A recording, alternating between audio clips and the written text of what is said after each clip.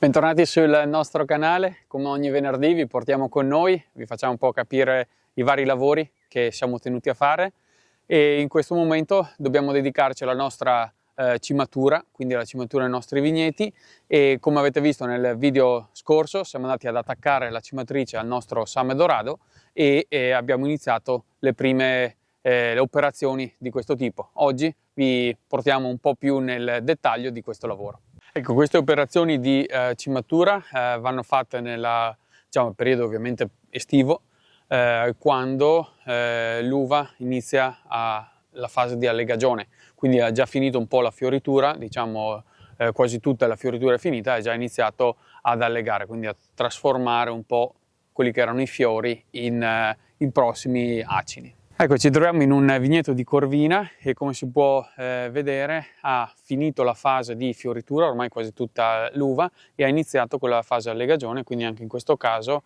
si può vedere come gli acini si stanno iniziando a formare, quindi dopo daranno spazio ai prossimi frutti.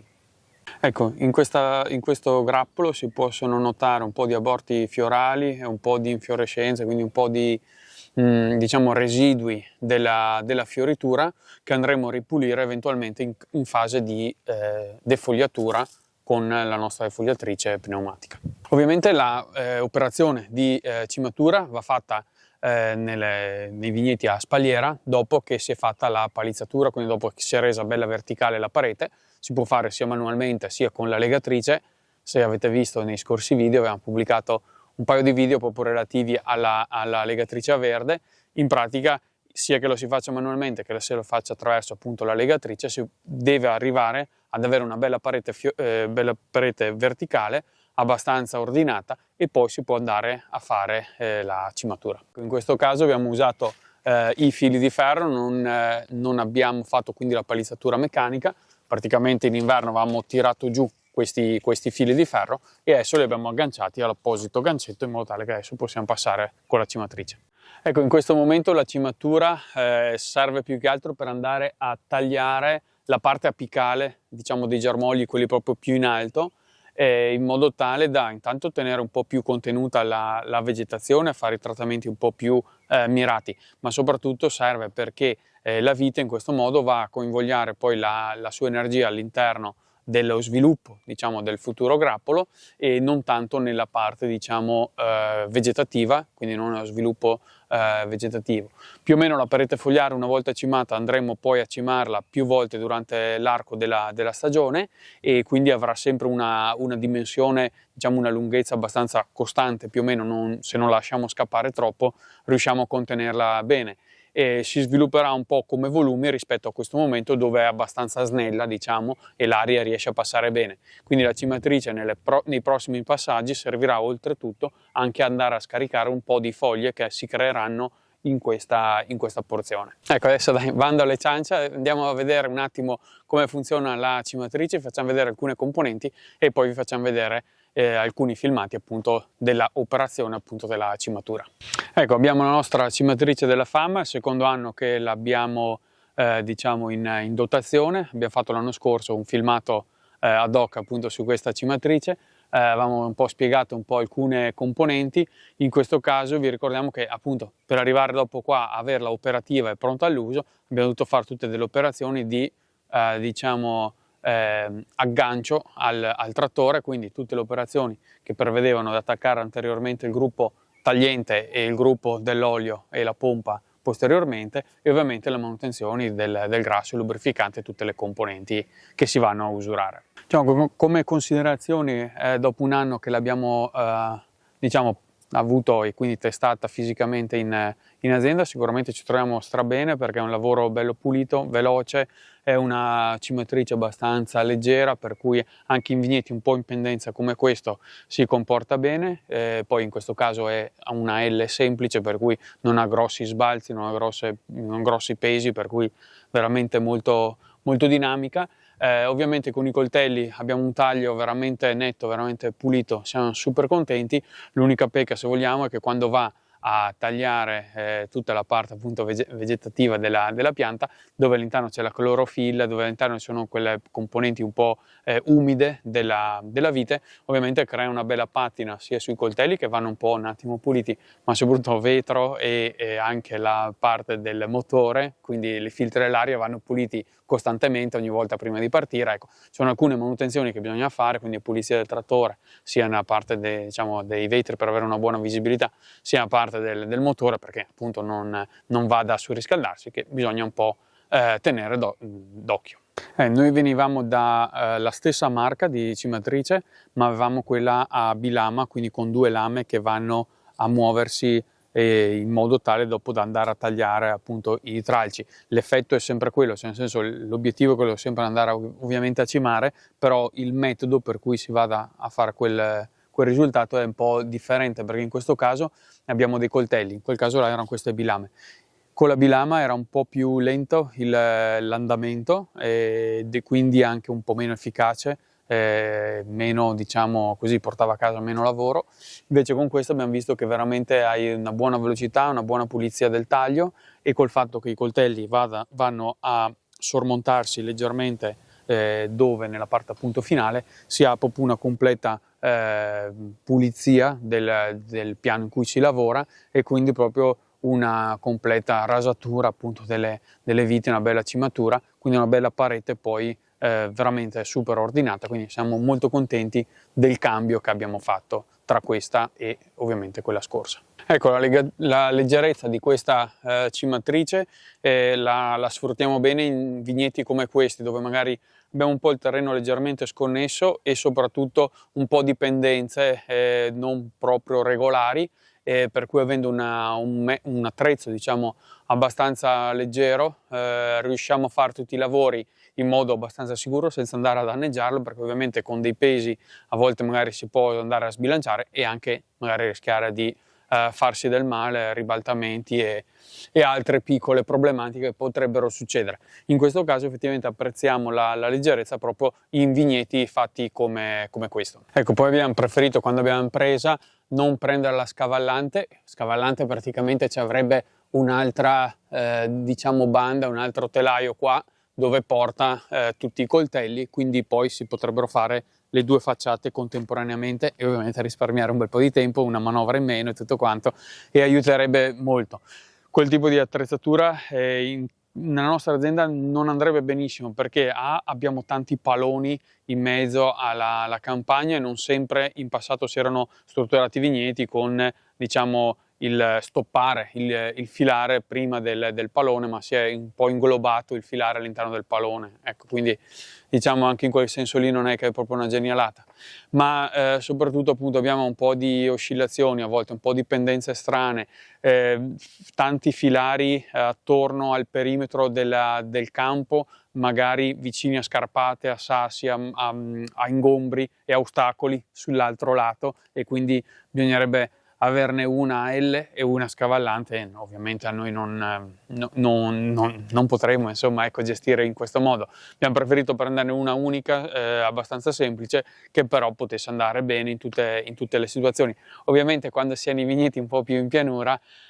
chiaramente ci si pente, tra virgolette, si vorrebbe avere quella doppia scavallante, eccetera, perché si porterebbe a casa più lavoro. Invece nei vigneti un po' più vecchiotti o magari messi appunto in pendenze con delle sbalzi un po' strani, ovviamente questa insomma, è l'unica soluzione che si può, secondo noi, adottare per lavorare in sicurezza. Ecco, in vigneti abbastanza in pendenza come questo, ma anche in altri dove abbiamo molta più pendenza anche laterale, quindi bisogna sempre un po' correggere l'andamento della barra appunto che porta i coltelli. Ecco, in vigneti appunto un po' più ostici, il fatto di avere il joystick che va a comandare attraverso l'elettricità, le elettrovalvole, quindi poi comandano i movimenti della cimatrice. Ecco, il fatto di avere appunto il joystick ci dà una mano ulteriormente, perché sono impulsi molto veloci, molto precisi e quindi rende il lavoro molto snello e molto reattivo. Si potrebbe avere la stessa cimatrice però comandata con diciamo leve idrauliche che farebbe la stessa funzione, però effettivamente forse sarebbe un po' più lenta la reazione al comando, e quindi in vigneti dove appunto abbiamo un po' pendenze, ostacoli eccetera, avere una bella cimentrice bella reattiva sicuramente ci aiuta a non fare danni, soprattutto all'attrezzo stesso. Questo diciamo è qua dentro, qua sotto diciamo questo carter c'è il cuore diciamo dei movimenti di tutta la cimatrice. Ovviamente lavora con idraulicamente, quindi con l'olio di trasmissione. In questo caso chiaramente è comandato attraverso i joystick, andiamo a comandare le aperture e le chiusure delle retrovalvole. Il tutto però viene poi messo in movimento attraverso l'olio che viene pompato da una pompa che abbiamo appunto posteriormente e attraverso la presa gardanica. Ecco, se volete lasciarci nei commenti magari scritto voi in azienda come siete organizzati, che tipo di allestimento avete per la cimentrice, se ce l'avete a coltelli, se ce l'avete a bilama, se ce l'avete a L o a tunnel doppio o doppio scavallante. Oppure abbiamo visto anche negli ultimi anni, non nelle nostre parti ma magari su Instagram o altri social, attaccata addirittura dietro attraverso un carrellino. Ho visto alcuni modelli particolari che sembrano cose tipo astronavi. Insomma, ci scrivete un po' come siete organizzati, così si possono diciamo confrontare a varie realtà, a varie situazioni. Noi adesso andiamo avanti con la cimatura, per cui vi lasciamo appunto un po' di spezzoni proprio del lavoro. Non ci soffermiamo troppo sulla parte strutturale. Abbiamo fatto un video l'anno scorso, vi lasciamo qua in link e magari ve lo andate a rivedere. Se avete altre curiosità scrivetecelo, magari vi facciamo un video ad hoc di risposta, e che ci fa super piacere andare a rispondere alle vostre curiosità.